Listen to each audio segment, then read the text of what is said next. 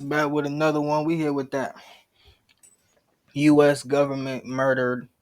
They know this is why this is why the U.S. government murdered Fred Hampton. If y'all want me to do part two on this, because I ain't gonna have time to do the whole video. I know I won't minute wise, because I ain't got too much space left. If y'all want me to do part two, let me know in the comments. Other than that, we gonna get straight to it so we can do as much November as we 4th, can. 1969. Akua Njeri was 19 years old and sleeping next to her fiancé, the Illinois Black Panther Party chairman, Fred Hampton. The next thing I remember was someone in our room shaking Chairman Fred. Chairman, I wish Black Panthers were still around, bro. Chairman, wake up, wake up. Plaster was flying off the wall. You could smell the cordite from the gunshot. If you've ever been under gunfire, 5 minutes is 5 hours. To you, it seems like forever. The shooting started back again. Then another voice unfamiliar to me said, "He's good and dead now." I knew they were talking about Chairman Fred. Fred Hampton was murdered by his government. But before that, Because they know he's strong. he was a leader in a movement practicing a new kind of activism. A movement targeted because of its power. Why y'all think they kill all the other motherfuckers? I don't know if they killed Rosa Parks. I think she died from old age. But all the men, yeah. To unite people. All the black men, strong black men that was standing on their shit, Malcolm X, Martin Luther King. At the Real, luxury is Gucci, Louis Vuitton, Prada. Luxury is scoring something amazing. Wherever else.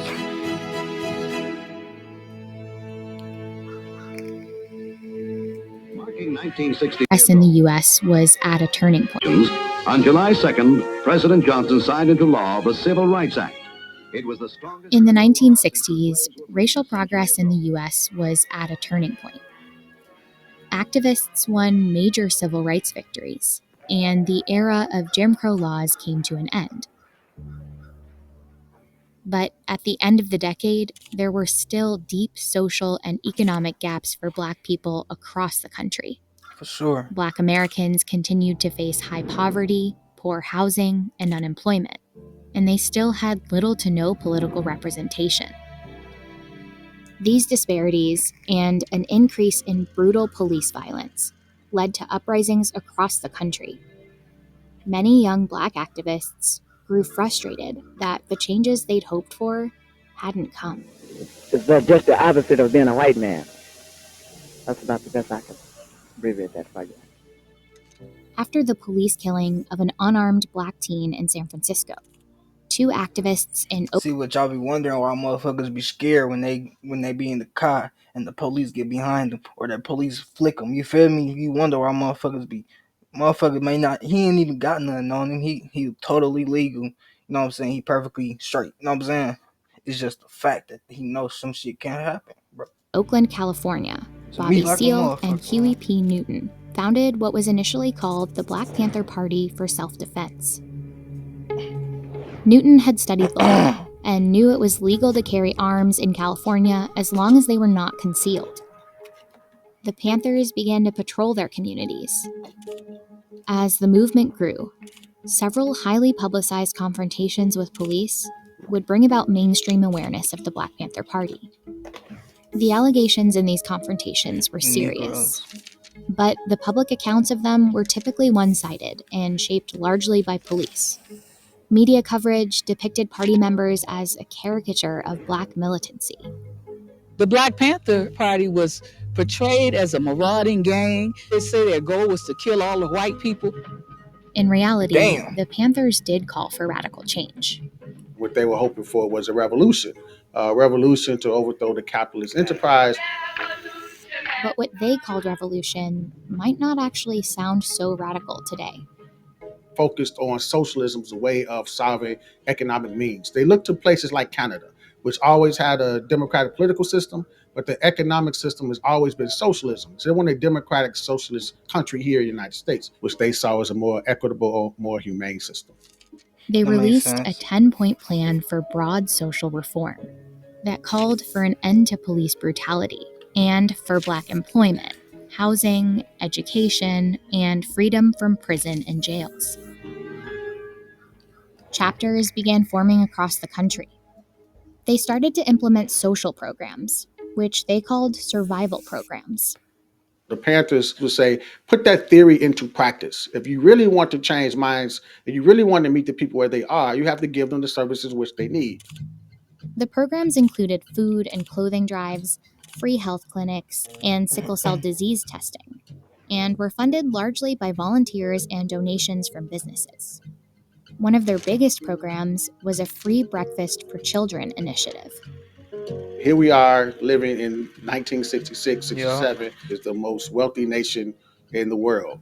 And kids were going to school hungry, especially in African American communities. So one of the first community service programs were free breakfast for school children. And all the children had to do was come. It was during this time that Akua and Jerry, then known as Deborah Johnson, met Fred Hampton. I was a student at Wright City College, and Chairman Fred had come up to the school to speak. And he said, at the breakfast program, we feeding over 3,000 children a week. We're serious about making power to the people of reality. We're not just sitting up here jaw jabbing and talking shit, we about work. And I said, damn, we serious about this business. Fred Hampton grew up in Maywood, Illinois, just west of downtown Chicago.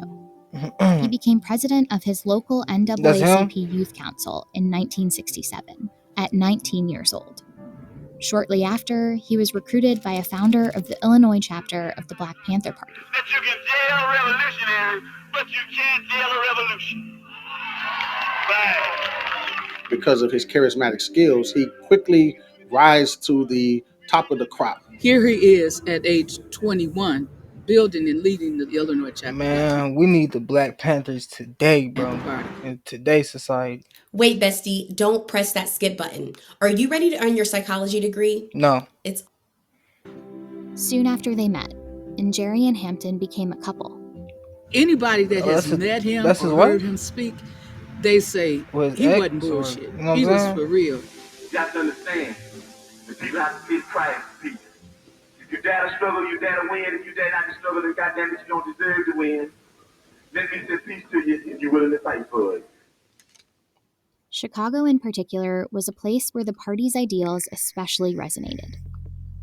It was then the second largest American city, and due to decades of discriminatory policies, also one of the most segregated. Chicago's mayor at the time, Richard J. Daley, opposed neighborhood integration. And in the 1950s, the city had begun to redevelop certain neighborhoods, pushing low-income residents out and into densely packed, high-rise public housing in already overcrowded neighborhoods. Black people were pushed primarily to the south and west side of Chicago. A large Puerto Rican population was here in Lincoln Park, and poor white people were concentrated here in Uptown. These groups all faced similar problems. They all had dilapidated schools. They all had dilapidated homes. They were all being drafted into Vietnam. Very few of those communities had health care. In 1960, Man, you ain't finna draft me in no war, bro. And unless I'm getting big bucks, nigga. And if I'm getting big bucks, then we gonna talk about it. You feel me? Cause y'all want me out here catching bodies for y'all whole time. I might be the body cut. You know what I'm saying? For y'all crazy. 1969, Hampton led the Panthers towards an unexpected alliance. A coalition of activists working across racial lines against a corrupt city government that threatened their communities. We're going to fight racism, not racism, but we're going to fight with solidarity. What they had in common was their poverty. So they was building a revolution based on class solidarity that transcends race, that they all had the same hell to pay. Hampton named the group the Rainbow Coalition. It included the Black Panthers, a Puerto Rican group called the Young Lords, and a group called the Young Patriots, made up of largely poor white migrants from Appalachia who had moved to Chicago seeking economic opportunity. We don't hate the motherfucking white people, we hate the oppressor, whether he be white, black, brown, or yellow. So we got to know that. I don't mean sing Kumbaya and make a quilt. I'm talking about fuck that. We don't hate the motherfucking white people, we hate the oppressor, whether he be white, black, brown, or yellow. So say that I don't mean sing Kumbaya and make a quilt. I'm talking about bringing them together on common things they could unite on. Not everything, but who could say that children do not deserve to have a healthy meal? We work with anybody and form coalition with anybody that has revolution on their mind. We're not a racist organization because we understand that racism is an excuse used for capitalism. Hampton and other Panthers. Let me be smart real quick. What does capitalism mean? Let's look that up, y'all. We looked up foreign affairs yesterday. Capital, not Capital One, bitch. Capitalism. Capitalism is an economic and political system in which a country's trade and industry are controlled by private owners for profit rather than by the state. Okay. Let me read it again by myself so I can really understand. I can really understand. Okay, I get it. Helped the Young Lords and Young Patriots launch their own social programs. They organized protests together. And it was working. Members were traveling across the country to organize Rainbow Coalition chapters. Particularly where Black Panther chapters were, but also in these rural white communities as well, to bring the revolution to bear. This blows people's minds. These people are not supposed to get along, but here they are operating as brothers of the struggles, as revolutionaries against the capitalist structure. And that was the threat to the state at the local level, but also at the national level. They're strong. In 1968, the FBI had sent around this internal memo. It outlined goals to prevent the coalition of militant Black nationalist groups and prevent the rise of a messiah who could unify and electrify the militant Black nationalist movement. It wasn't written about him. I'm sorry, y'all. We gotta look that up too, bro. What's a messiah? They're trying to stop a messiah, the promised deliverer of the Jewish nation. What? Okay. They trying to stop them niggas from taking shit off, man, I guess. Specifically. But by 1969, Chairman Fred Hampton was the one that fit the bill. The revolution was in the air. And the ways in which the Panthers was able to transcend those racial lines, especially the charismatic leadership of one like Fred Hampton, they saw him as a greater threat even than Martin Luther King or Malcolm X ever was. In one FBI memo about the Black Panthers' breakfast program, they claimed their real purpose was to poison minds with anti-white propaganda and indoctrinate youngsters in hate and violence. The FBI, under the leadership of J. Edgar Hoover, had deemed the Black Panther Party as the number one threat to the internal security of this country. The FBI operated a counterintelligence program called COINTELPRO. It was a program that targeted dissident political groups in the U.S. Their methods typically went outside the law. Of course. They were using tactics such as assassination, discrediting, false narratives. They were falsely putting people in prison and exile, which were all illegal. Several Black Panthers were killed or imprisoned, including the party co-founders. In Chicago, the party was also targeted by Mayor Daley and the Chicago police. Our office was burned down at man, so I always say I could not have been born in these days, bro. I would have spat on them motherfuckers, bro. At least 3 times. People would disappear. You never see their bodies again. Bro. Before you go to bed, night, say I am a revolutionary. Make that the last word. In case you don't wake up, then somebody might believe it, and you might, end up in what they call a revolutionary happy hunting ground. Hampton, a rising star at just 21 years old, knew he was a target too. He'd been arrested in 1968 for allegedly robbing an ice cream truck and handing out $71 of ice cream. In 1969, he was sentenced to... He probably did do that. Rock stuck up the ice cream truck, gave all the ice cream to the motherfuckers that never get the ice cream. I would have did that too. 2 to 5 years in prison. Damn. He appealed and was released on bond, but lost the appeal. Damn. He'd have to return to prison by December 6th.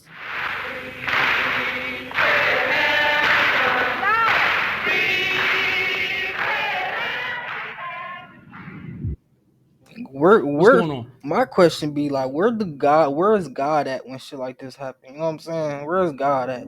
following the same exact system. You let And what's Jesus even cooler than die. that is, Read. Come on, Father. I believe in you. I do. On December 4th, I do. around 4 a.m., 14 Chicago police officers arrived outside Hampton's apartment on Chicago's west side. Inside, Hampton and Jerry and 7 other Panthers were asleep. I was very pregnant. And the first thing I remember was Chairman Fred had fell asleep while talking on the phone. The next thing I remember was someone in our room Started shaking the chairman. Said, Chairman, wake up, the pigs are vamping. And I'm seeing Chairman That's Fred her. look up, and then he laid his head back down real slow. Officers kicked open the door and shot Mark Clark, a visitor from another party chapter. Damn. They shot a sleeping 18-year-old named Brenda Harris. Then they shot in the direction of Hampton's bed. Mattress is just going, you can feel bullets going into it. I had moved over on top of Chairman Fred because there was shooting into our mattress. The person that had come into the room kept shouting, stop shooting, we have a pregnant sister in here. Eventually, the shooting stopped. And Jerry was forced into the kitchen when she heard another voice. Someone said he's barely alive. He'll barely make it. I assume they were talking about Chairman Fred. Pig said he was good and dead now. As they took me out and jammed a revolver to my stomach as I was handcuffed behind my back. I didn't look towards our bedroom because I didn't know what I would see or how I would respond. The police fired nearly 100 shots. Fred Hampton and Mark Clark were dead. The 7 surviving Panthers were arrested. And police smiled as they removed Hampton's body from the scene. That's crazy, bro. What did they do for what though? Like, how did they get away with that too though? Like, that's so crazy. The Chicago police and the state's attorney's office quickly shaped the narrative to call it a gunfight, a battle, and a shootout. Officers involved in the raid testified that they were fired on from 4 different rooms in the apartment by shotgun. And before I could get past the threshold, there was It wouldn't have been no shootout if you didn't come in the house shooting. What the fuck you mean? 3 shots fired from the rear bedroom. They played back a story that you could not even fathom. They gave a fictional account of what happened. Again, vilifying the Black Panther Party. I mean, they were firing at police. Yes, sir. We saw the shots coming out of the 2 bedrooms. This attack by the Black Panthers on the police clearly demonstrates the true character of the Black Panther Party. But experts and lawyers hired by the Panthers, along with other journalists, inspected the crime scene. The Panthers... Why do people not like black people? Why? Are we too aggressive? Are we scary? Like, are we or what is it called? Traditions not good enough for you? Like, what's the problem? Like, I never got that shit. Like, what? Me as an individual, bro, I don't look at no race as beneath me. Bro. No race is beneath me, bro. We all are one kind, just different shades of color, bro. Yet we're all still the same species. So it's just like a black cat and a white cat, or a yellow cat and a green cat. Like, it's the same. It's still a cat. Even opened the apartment so that anyone could examine it. And a drastically different picture emerged. I don't get it. It was clear that the police had fired unprovoked. Of the nearly 100 shots fired, only one possible shot could have come from a Panther's gun, likely from Mark Clark at the front door. The bullet holes that the police said came from Black Panthers were nail heads. Later, it also emerged that the FBI had assisted Chicago police with the raid. The FBI had an informant within the Black Panther Party named William O'Neill, who had become chief of security and Hampton's bodyguard. O'Neill had provided the FBI with a hand-drawn floor plan of the apartment. That's crazy, bro. I don't care if they put your life on the line, they put prison on the line, bro. You gonna sell him out like that, bro? Not only did you sell him out, you gave a whole description of where everything is, so they know exactly where to go. Which the FBI then gave to Chicago I police. hope he got smoked. And evidence strongly suggests that before the raid, O'Neill had drugged Hampton. In the years after Hampton's assassination, the police and the FBI continued to imprison dozens of party members across the country. The official Black Panther Party would continue to exist until 1982, but membership decreased dramatically, and it would never be the same. And I hope that each one of you will be able to. We need another Malcolm X or Martin Luther King. I swear, all you need is one strong leader in today's day, a strong leader get put on social media, and you know what I'm saying, like really on some Black Panther shit, bro. I swear to God, he will have hundreds of thousands of people, if not millions, ready to go to, you know what I'm saying, war with this country to fix some shit. Died I in the swear, international bro. post-hand revolutionary struggle, or you didn't be living in it. And I can't be him, bro, because I'm not finna get shot and killed by the police for nothing. I'm not gonna be that guy. I'll be a part of the guys, but I'm not gonna be the main guy. That struggle's going to I'm not come. doing it. Why don't you live for the people? Why don't you struggle for the Straight. people? Why don't you die for the people? These niggas gonna look up where you live. Fred I Hampton don't play, wanted bro. revolution.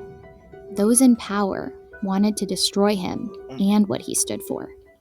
But they weren't totally successful. Chairman Fred lives. You know what I'm saying? Through the military assault, through the destruction of the party as an organization itself, you know, by the state, the legacy of the party is still here. Yes, ma'am. Today, the work of Fred Hampton is alive through some of the same programs that marked him as a threat. Many of the programs that the Panthers created are now staples of our society. We didn't have free breakfast in schools prior to the Black Panther Party's free breakfast program. Those free clinics, almost every major college campus got a free legal aid clinic. The ways in which sickle cell testing is now respected as a disease by the CDC and others. None of that stuff existed before the party. I think that's revolutionary. I don't even know what sickle cell is. That's strong, though. The history of the Black Panther Party is going toe to toe with this. We gonna look at what sickle cell mean before we finish this video up. All right. Sickle cell. Oh, blood disorder where red blood cells become sickle or crescent shaped like a moon. It causes frequent infections, swelling in the hands, delayed growth of. Oh, damn. I'm glad I ain't got that. Prayers to whoever do. Government will never die. Never die.